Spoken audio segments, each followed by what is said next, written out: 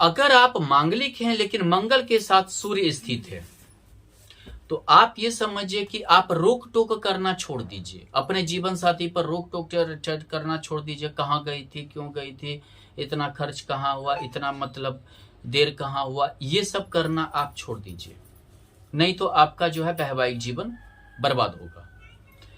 अगर लग्न में है मंगल और सूर्य, तो आप छोटी छोटी बातों पर गुस्सा करेंगे।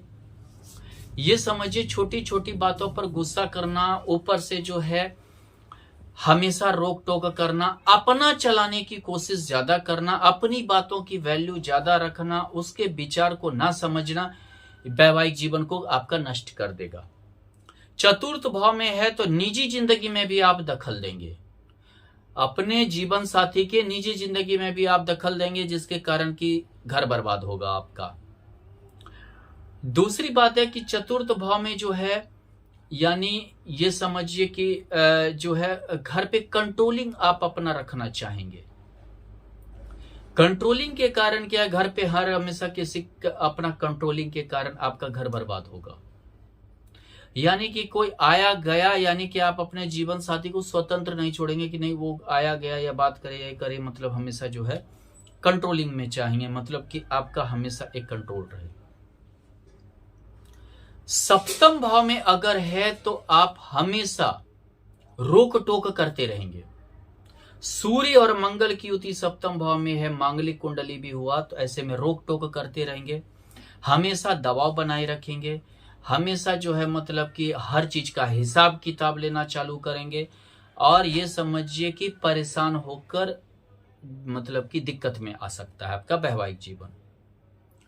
अष्टम भाव में रहा तो आप हमेशा निगरानी में रखना चाहेंगे, हमेशा ये सोचेंगे आज आखिर कहाँ गई थी, क्यों गई थी, भाई के घर गया तो क्यों गया, नहीं गया। अगर लड़की के कुंडली में है तो माँ बाप को कितना पैसा दिया, माँ बाप के घर से कब मिला, भाई से कब मिला, इन्हीं चीजों का आप जांच पड़ताल करते रहेंगे, और इस चीज को सवाल को उठाकर लड़ना झगड़ना आपका चालू रहेगा, और एक दूसरे पर तुम भाई का ये किए, तुम बहन का वो किए, यही सब जो है चलता रहेगा, जिसके कारण वैवाहिक जीवन आपका बर्बाद होगा, सुखी नहीं रह पाएंगे।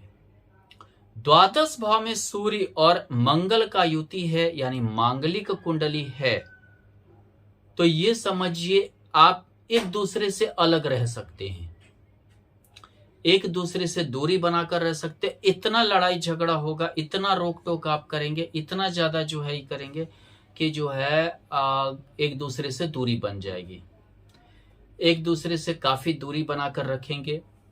खासकर मेष लग्न की कुंडली अगर है तो दूरी बहुत ज्यादा हो जाएगी। अगर आपका समझिए कि कुंभ लग्न की कुंडली भी है तो भी दूरी ज्यादा बन जाएगी, और आप जो है ये समझिए कि इस दूरी के कारण मेल मिलाप होगा नहीं होगा, हाँ होगा, इसकी संभावना भी बहुत कम हो जाएगा। हालांकि दोनों हो सकता है कि जॉब करें और मतलब कि एक दूसरे का ये समझने लगेंगे कि जरूरत ही नहीं है, ऐसी स्थिति हो जाएगी।